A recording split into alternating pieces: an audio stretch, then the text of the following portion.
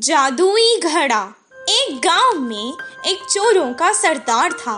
उसका नाम मंगल दादा था। कल मैंने तुम दोनों को 1000 रुपये दिए थे। उन्हें दुगना करने के लिए कहा था। क्या हुआ उन पैसों का? सरदार, मैं उन पैसों को एक दुकानदार के पास ले गया था। मैंने उसे 1000 रुपए की नोट दी और चिल्लर मांगा। उसने पैसे गिनने के लिए जैसे ही थैली निकाली, मैंने उसकी थैली चुरा ली। उसने थैली खोली और पैसे देखे। अरे बेवकूफ, तूने 1000 रुपये देकर 500 चुराए हैं। तूने तो घाटा कर दिया मेरा। उसने रोनी से पूछा। मैंने एक पैसे वाले सेठ का पर्स चुराया है। जब रोनी ने जेब में पर्स ढूंढने के लिए हाथ डाला, सरदार, पर्स के साथ साथ आपके 1000 रुपए भी चुरा लिए हैं। मुझे लगता है कि वो शायद मेरा ही शिष्य होगा। मैं तुम दोनों को आज फिर एक काम दे रहा हूँ। अगर तुम इसमें नाकाम हो गए तो मैं तुम दोनों को पास नहीं करूंगा, और अगर मैंने पास नहीं किया तो तुम कभी चोर नहीं बन पाओगे। दोनों रोनी और जॉनी उसके सामने हाथ जोड़कर विनती करने लगे कि ऐसा मत करो।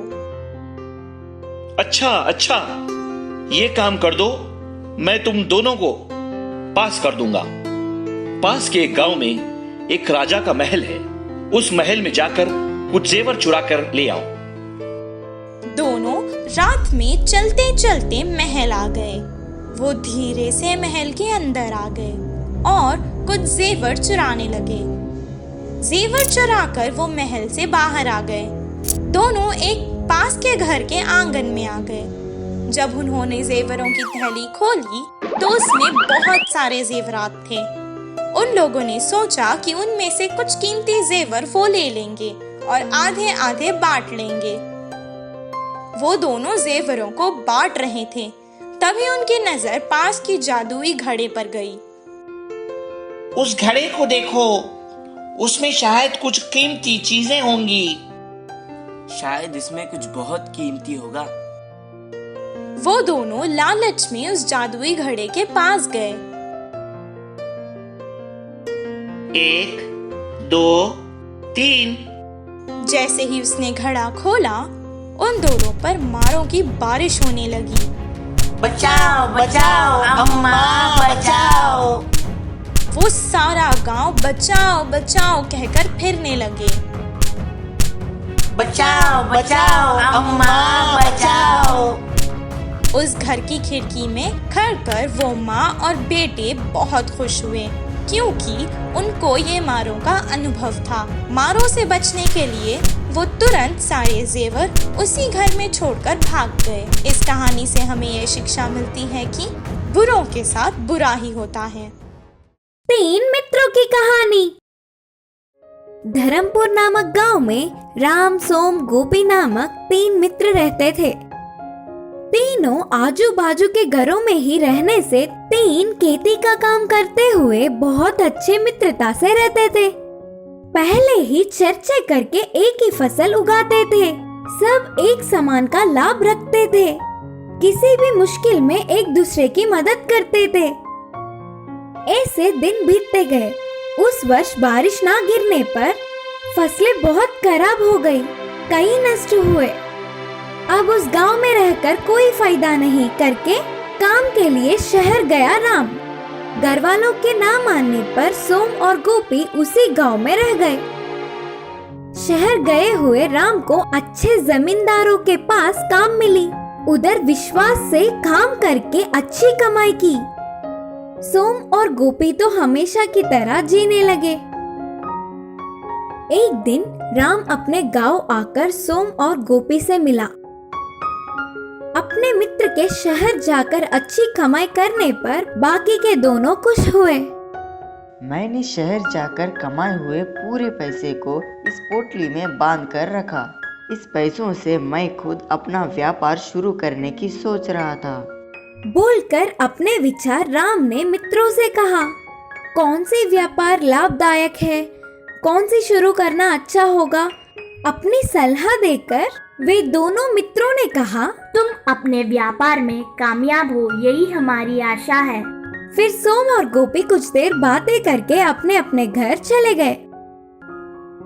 उस रात राम के घर में ही चोरी हुई। चोर राम की मेहनत की कमाई, पैसों की पोटली के साथ साथ सब कुछ चुरा ले गया। अपने मित्र को दुखी देख हिम्मत देकर चला गया गोपी। लेकिन सोम तो घर जाकर कुछ पैसे लाकर, जरूरत पे काम आएंगे, ये पैसे रख लो मित्र, बोलकर राम को देने जा रहा था। पैसों को लेने के लिए राम ने मना कर दिया। फिर भी तुम्हें ऐसे मुश्किल में छोड़ जाऊंगा तो मैं स्वार्थी नहीं बन जाऊंगा क्या? बोलते हुए जबरदस्ती पैसों को सोम ने हाथों में रखा और रोज उसे मिलकर हिम्मत देता था। लेकिन गोपी तो चोरी होने से उससे बच के घूम रहा था। घर के सिवाय सब कुछ खो दिया उसने। कहीं पैसों की मदद ना मांग ले करके आना ही बंद कर दिया।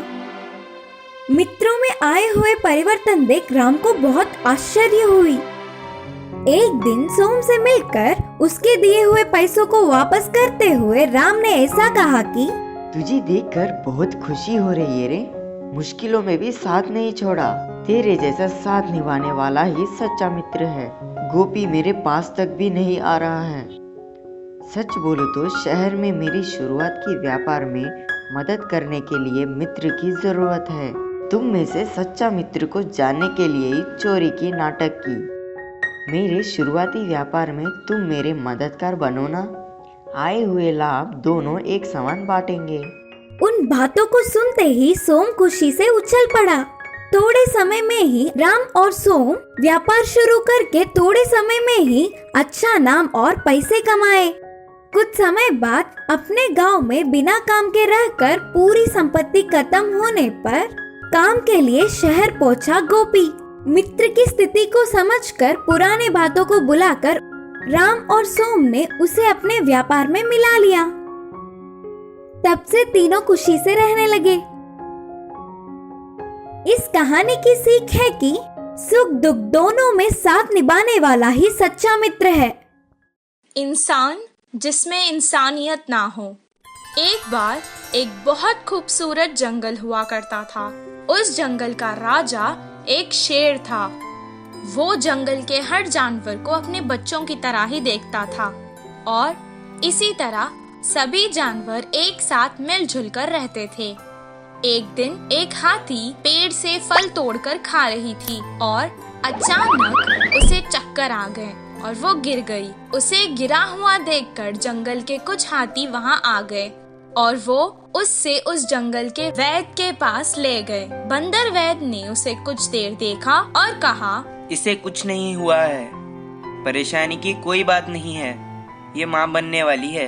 ये खुशखबरी सुनकर जंगल के सभी जानवर खुशी मनाने लगे। गधे ने हाथी से कहा, अरे वाह, अब बस आराम करना और मेरी तरह भारी चीजें मत उठाना। हिरन ने भी कहा, तुम मेरी तरह कूदा मत करो, आराम से चलो। मंत्री लोमनी ने कहा, मेरी तरह जो मिले वो मत खाना, अच्छा खाना खाओ। कौवे ने कहा, तुम्हें अगर कुछ भी चाहिए तो मुझे आवाज दे देना। ये सब सुनकर राजा ने कहा, हमारे हाथी मित्र की अब हम सबको ही मिलकर देखभाल करनी चाहिए। जंगल के सभी जानवरों का ये स्नेह उसकी तरफ देखकर हाथी को बहुत खुशी हुई। हर कोई उसका ख्याल रखने लगा। उसके पेट से वो बच्चा भी सब देखता था और खुश होता था। एक दिन उस मासूम को प्यास लग रही थी। माँ, मुझे बहुत प्यास लग रही है, पानी पी लो ना। वो जंगल के पास की नदी के पास गई और पानी पीने लगी। पानी पीकर वो खुश हो गई और कहने लगी, माँ, मुझे सारा जंगल दिखाओ ना, मैं देखना चाहता हूँ। तब वो धीरे धीरे चलते हुए उसे सब कुछ दिखाने लगी। उस खूबसूरत जंगल को देखकर उसके बच्चे को बहुत खुशी हुई। अचानक वो रास्ता भटक गई और जंगल के पास के गांव में आ गई। उस गांव में 2 शरारती बच्चे रहते थे। वो हमेशा सबको सताते और खुश होते थे। गांव के मुखिया की कई डांट पड़ने के बाद भी वो ना बदले, बल्कि उनकी शरारत दिन ब दिन और बढ़ती चली गई। कुछ दिन बाद उन्होंने सोचा कि पटाखों के साथ कुछ शरारत करते हैं। तब उन्होंने वो पटाखे एक अनानस में भर डाले और रख दिए। तभी वहाँ से वो हाथी जा रही थी। पटाखों से भरा अनानस उन्होंने उस बेचारे हाथी को खिला दिया। वो खाते ही अचानक हाथी के मुंह में वो अनानस फट गया और उस बेचारे हाथी का मुंह बुरी तरह से जख्मी हो गया। वो बेचारी तड़पती हुई यहाँ वहाँ भागने लगी, लेकिन उसे ऐसे देखकर उन दोनों शरारती बच्चों को बहुत मजा आने लगा। वो भागते भागते वापस जंगल आ गई और अपने मित्रों को सारा हाल सुनाने लगी। वो सब एक जगह जमा होकर बहुत दुखी हो गए। उसे सुनकर बंदर ने कहा, ये बहुत गंभीर समस्या है, इसका इलाज मेरे पास नहीं है।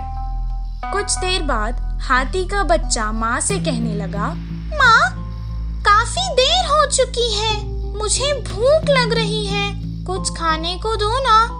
बेचारी मुंह जख्मी होने के कारण ना खुद कुछ खा पा रही थी और ना अपने भूखे बच्चे को कुछ खिला पा रही थी। वो वापस नदी में गई और पानी से ही अपने बच्चे की भूख मिटाना चाहती थी। कुछ देर पानी पीने के बाद उसने अपने मासूम बच्चे से रोते हुए कहा, बेटा, मुझे माफ कर देना, मैं तुम्हें इस जालिम दुनिया में नहीं आने दूंगी। इतना कहकर उसने अपनी जान दे दी। हाथी की मृत्यु देखकर जंगल के सभी जानवर दुखी हो गए और उस घटना के बाद कभी कोई उस जंगल से बाहर नहीं गया।